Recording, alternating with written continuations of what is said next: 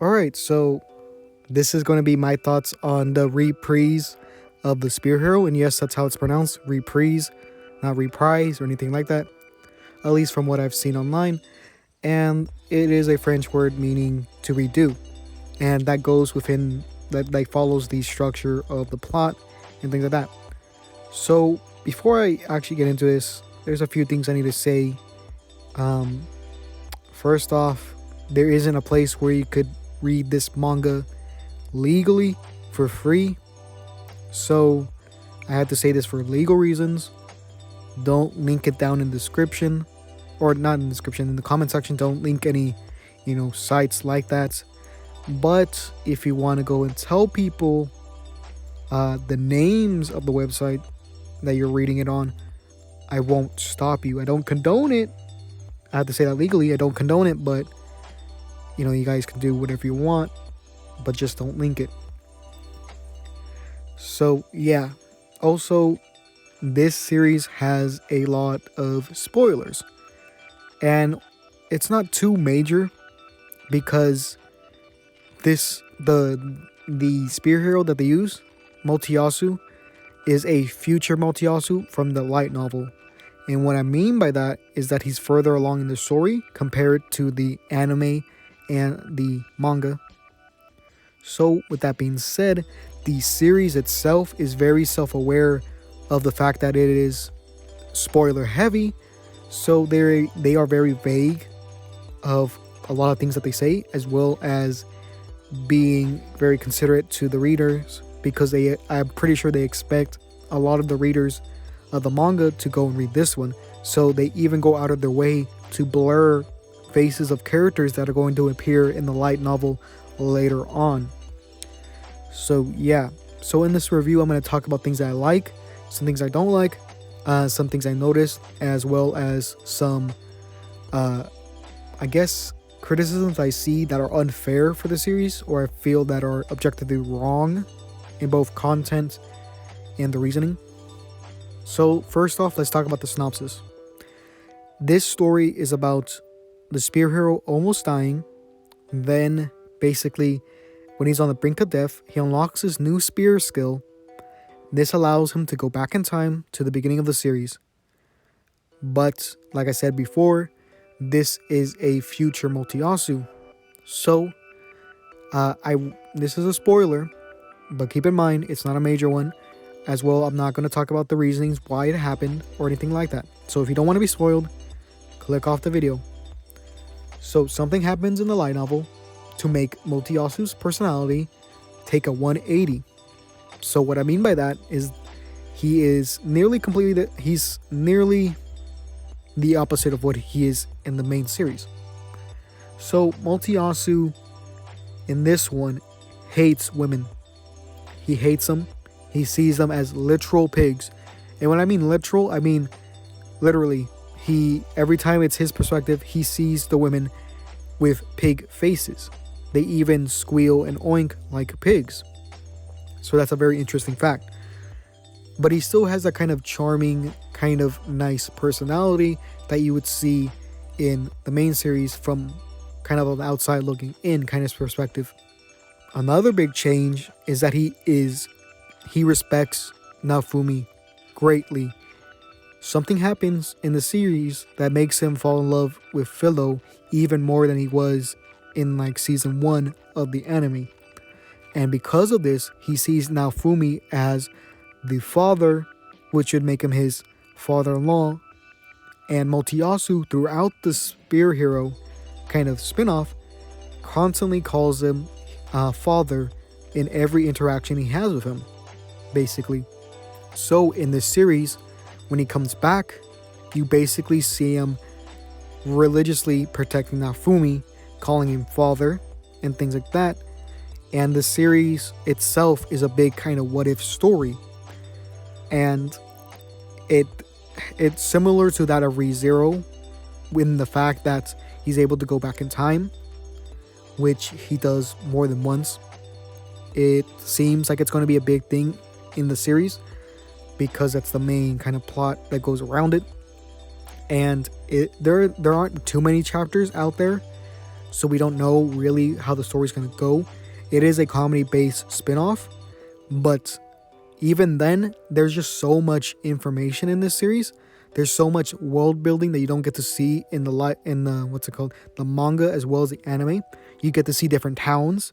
You get to see what all the heroes can do, really different skills that you haven't seen, even different shields that you don't see in the main series come up in this series, which is very interesting.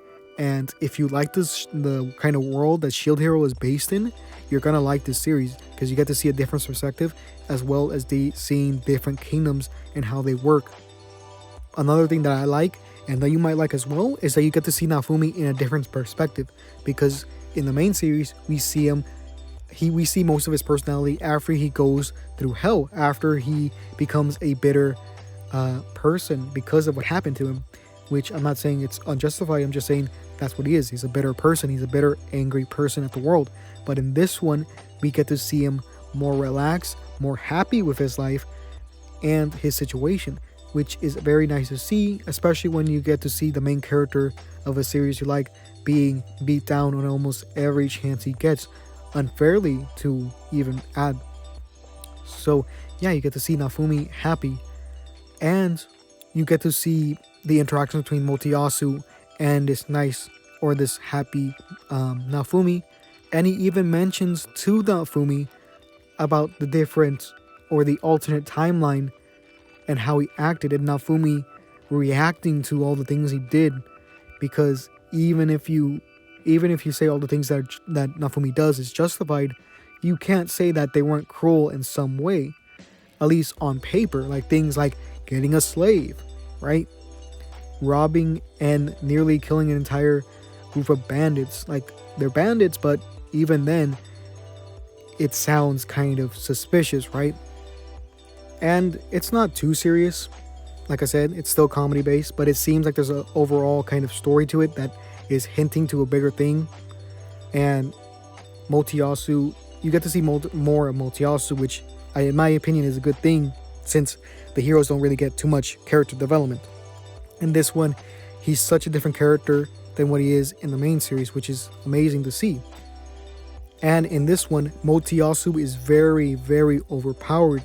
He basically, there's like one part where he becomes like level 40 in like 2 days. And he basically helps Naofumi up to become strong as well. And he has this kind of obsession with Philo's race. I forgot the name of it. But basically Philo's race, to the fact where he just buys the eggs. And he keeps on trying to get Philo from this kind of gotcha system, which is kind of a gambling. And it's very interesting to see because you get to see different kind of those Philo kind of creatures. I'm not sure what you would call them. I think in the manga they call them demons. So you get to see these kind of birds, like different kind of birds and different like characters, because they're not the same. They have different character designs. Philo is not really in it just yet. And yeah, also a big thing that is in this, I guess I'll get to that part when I talk about things that are not really justified in terms of their criticism. But let's talk about some things that you might notice. To me, the art style is a little bit different, and what I mean by that is if you compare the art style of Naofumi, how he looks in like the first couple chapters, compare that to the first couple chapters of Shield Hero, it's definitely a different artist. Obviously, if you don't know, manga writers don't always draw their own mangas.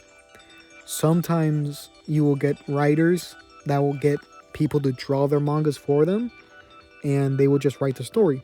You see this with series like Dr. Stone. Dr. Stone does this, where they have someone else do the kind of art while someone writes the story, which is it's kind of weird because it's not like it's a light novel, but you understand the kind of point. So I'm pretty sure they got a different artist to do this so that they wouldn't overwhelm the artist that does the main series manga, which I think the person who's doing this does a really good, they do really well in what they're trying to do. It seems like they're doing the Shield Hero style, but making it their own, which is very cool to see.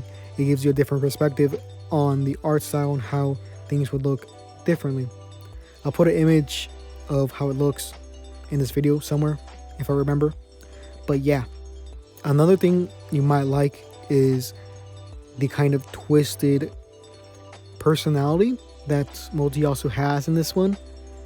It's not really twisted on the surface, but the thing is that Motoyasu will do anything for Naofumi. So it's almost yandere kind of like, and I'll touch on that a little bit later when I go over the kind of criticisms. But yeah, that's what I really like about the series, and I'll talk about the criticisms in a bit, but I'll talk about stuff I don't like, I guess. So what I don't like, let's see, I guess the only real point that I really don't like is that the kind of time travel aspect, in where he goes all the way back to the beginning instead of going to checkpoints like ReZero, which is kind of annoying. You get attached to someone and then it just happens like that. But yeah, that's the only really gripe I don't really like about it, I guess. There isn't too much that I don't like. If you like Shield Hero, you're gonna like this just as much, because it builds on the lore, the world, and things like that. It's a comedy-based series, so yeah, it's not as serious. And yeah, so let's go over some unfair criticisms I see. The first one, the most prominent that I see everywhere where people talk about this, is that Motoyasu shouldn't have a spin-off series. And I gotta just disagree with this.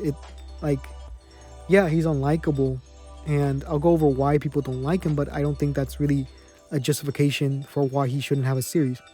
So put yourself in Motoyasu's shoes. I'm not saying he's a great guy or anything like that, but is he morally wrong for what he did?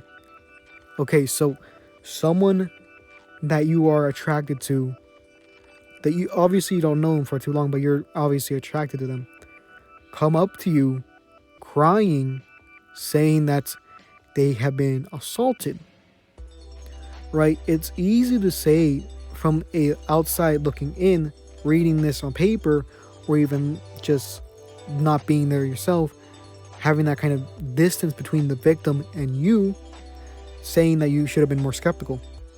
But if you're in that situation, psychologically, it's going to have more of an impact on you than it would be having that distance between the two.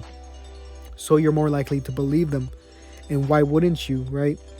The crush that you've had, even though it's not been too long, has just told you something, very dear, right? Obviously, people can lie and they should be more skeptical. I'm just saying it's believable why he wouldn't.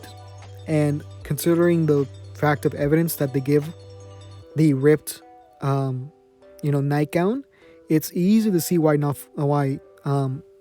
Motoyasu would, believe, right? And I think that's a big part of why people don't like him. Obviously, it's not the whole part. There's other parts like him being like very manipulative, or being able to be manipulated and things like that. But yeah, also to kind of counter that point about him not having that kind of ability to have the spinoff, keep in mind, like I said, this is a different spear hero. He respects Naofumi, and I would say that he actually redeems himself in this because of how much he just helps Naofumi out. So let's get into the second kind of thing that I don't like, or the second thing that I feel like the criticism isn't fair, and that is that Philo and Raphtalia are not in it. And I feel like this is very unfair because this is a what if scenario, and sometimes you're not going to meet the characters that you would need, especially in this case where, because Motoyasu helps him very early on, basically at the trial, he doesn't need to go and get a slave, especially when he gets those other fellows, those other birds to help him. So it's not really fair to say that just because this character is not in it, you're gonna automatically not like it. It's not really a fair criticism, especially where it doesn't really make sense for him to meet that character given the circumstances. And let's get into the third point, that people say it feels very homosexual. And From looking at like a kind of glance, you might think that because of how Motoyasu acts, he's very flamboyant, he's very expressive, and he highly regards Nafumi. And from a glance, you might think he might have like a father complex, but that's far from the case. He only really respects him. He does not have a romantic relationship with Nafumi. There's no real sexual tension between the two. And even if there was, I don't think that's a good point just to say that you won't read it just because of that. I understand it may make some people uncomfortable, but I don't think that's a fair criticism to say it's bad just because of that kind of small detail. Even then, if you read it, there's never a point where they even get even close to that kind of point. He's always at a distance from, Motoyasu. Both Nafumi and Motoyasu have that kind of distance between the two. And it almost seems like a yandere, or Motoyasu almost seems like a yandere in the fact that he will do anything for Nafumi, and he has killed multiple people. Like I said before, if you read this, you will be shocked at how powerful the heroes are, because in the main series, they really don't do much, especially in terms of power. But in this one, you see a lot. So yeah, I just wanted to express those kind of judgments and basically tell you why those aren't really fair things to say. So with that being said, like I said before, if you want, just like don't link any illegal websites, please. Like, I don't want my channel to get in trouble or anything. But if you tell someone where to find it, I'm not going to stop you, but I do condone it. Wink wink. I have to say that for legal reasons. Anyways, this is actually recorded after the kind of Shield Hero stuff, and this isn't going to be too edited. So yeah, with that being said, it's going to be another video. So yeah,